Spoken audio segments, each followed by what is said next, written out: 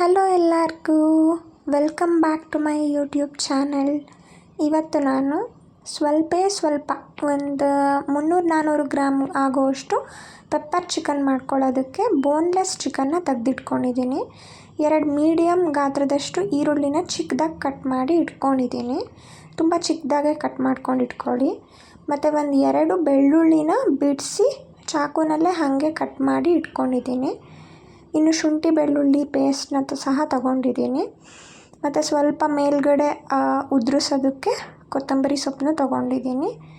ಎಣ್ಣೆ ಒಂದು 3-4 ಸ್ಪೂನಷ್ಟು ತೊಗೊಂಡಿದ್ದೀನಿ. ಗರಂ ಮಸಾಲ, ಪೆಪ್ಪರ್ ಪೌಡರ್ ಮತ್ತು ಚಿಲ್ಲಿ ಪೌಡರ್, ಅಚ್ಚ ಖಾರದ ಪುಡಿ, ಮತ್ತು ರುಚಿಗೆ ಎಷ್ಟು ಬೇಕೋ ಅಷ್ಟು ಉಪ್ಪು, ಇಷ್ಟನ್ನು ಯೂಸ್ ಮಾಡಿಕೊಂಡು ಇವಾಗ ಪೆಪ್ಪರ್ ಚಿಕನ್ ಮಾಡೋಣ.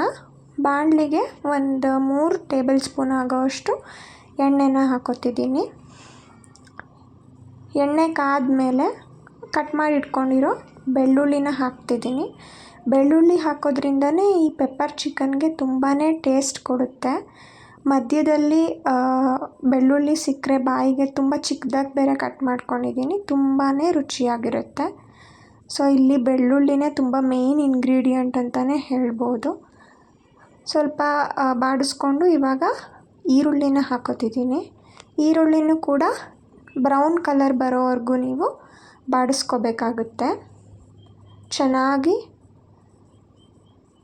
ಬಾಡಿಸ್ಕೊಡಿ. ಇನ್ನು ಸ್ವಲ್ಪ ಶುಂಠಿ ಬೆಳ್ಳುಳ್ಳಿ ಪೇಸ್ಟ್ನ ಸಹ ಹಾಕ್ಕೊಂಡಿದ್ದೀನಿ. ಶುಂಠಿ ಬೆಳ್ಳುಳ್ಳಿ ಪೇಸ್ಟ್ ಹಾಕೋದ್ರಿಂದ ತುಂಬಾ ರುಚಿ ಕೊಡುತ್ತೆ. ಅದು ತುಂಬಾ ಅದ್ರ ಫ್ಲೇವರೇ ಬೇರೆ ಅಂತ ಹೇಳ್ಬೋದು. ಪೆಪ್ಪರ್ ಚಿಕನ್ಗೆ ಈ 3 ಅಷ್ಟೇ ತುಂಬಾ ಮೇಯ್ನ್ ಇಂಗ್ರೀಡಿಯೆಂಟ್ ಅಂತ ಹೇಳ್ಬೋದು. ಚೆನ್ನಾಗಿ ಬಾಡಿಸಾದ್ಮೇಲೆ ತೊಳೆದಿಟ್ಕೊಂಡಿರೋ ಚಿಕನ್ನ ನಾವು ಹಾಕೋಣ.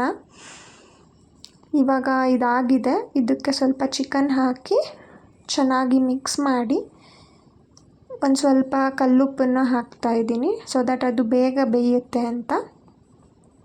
ಇಷ್ಟಾದಮೇಲೆ ಮುಚ್ಚೋಣ. ಪ್ಲೇಟ್ ಸಹಾಯದಿಂದ ಇದನ್ನು ಮುಚ್ಚಿ ಒಂದು 10 ನಿಮಿಷ ಬಿಡೋಣ. ಇವಾಗ ನೀವು ನೋಡ್ಬೋದು, ಇಲ್ಲಿ ಚಿಕನ್ ನೀರು ಬಿಟ್ಕೊಂಡಿದೆ. ಈ ಥರ ನೀರು ಬಿಟ್ಕೋಬೇಕು, ಆವಾಗ ಅದು ಬೆಂದಿದೆ ಅಂತ ಅರ್ಥ. ಇದು ಬೋನ್ಲೆಸ್ ಚಿಕನ್ ಆಗಿರೋದ್ರಿಂದ ಬೇಗನೆ ಬೆಂದುಬಿಡುತ್ತೆ. ಒಂದು 10 ನಿಮಿಷ ಬಿಟ್ಟರೆ ಸಾಕು. ಶುಂಠಿ ಬೆಳ್ಳುಳ್ಳಿ ಪೇಸ್ಟ್ ಅದೆಲ್ಲ ಬಿಟ್ಕೊಂಡು ಚಿಕನ್ ಚೆನ್ನಾಗಿ ನೀರು ಬಿಟ್ಕೊಂಡಿದೆ. ಈ ಸಮಯದಲ್ಲಿ ಅಚ್ಚ ಖಾರದ ಪುಡಿ ಸ್ವಲ್ಪ ಹಾಕ್ತಾಯಿದ್ದೀನಿ ಖಾರಕ್ಕೆ.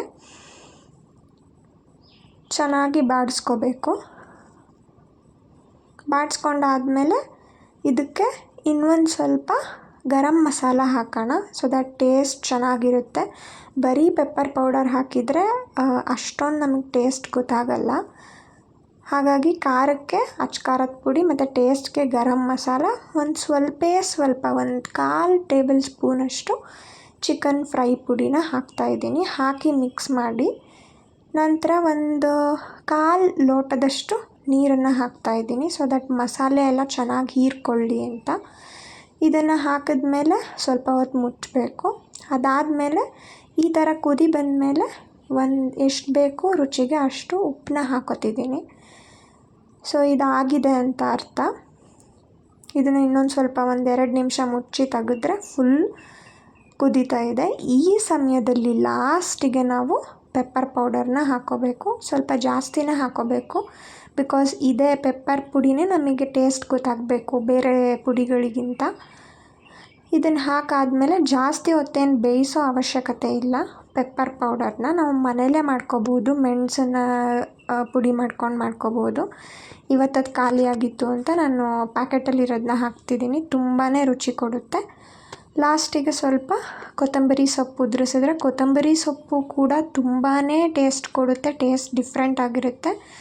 ಸೊ ಸ್ಟವ್ನ ಆಫ್ ಮಾಡ್ಕೊಂಡಿದ್ದೀನಿ, ನೋಡ್ಬೋದು. ತುಂಬಾ ರುಚಿಯಾಗಿರುತ್ತೆ. ನೀವು ಒಂದ್ಸಲ ಖಂಡಿತವಾಗ್ಲೂ ಟ್ರೈ ಮಾಡಿ.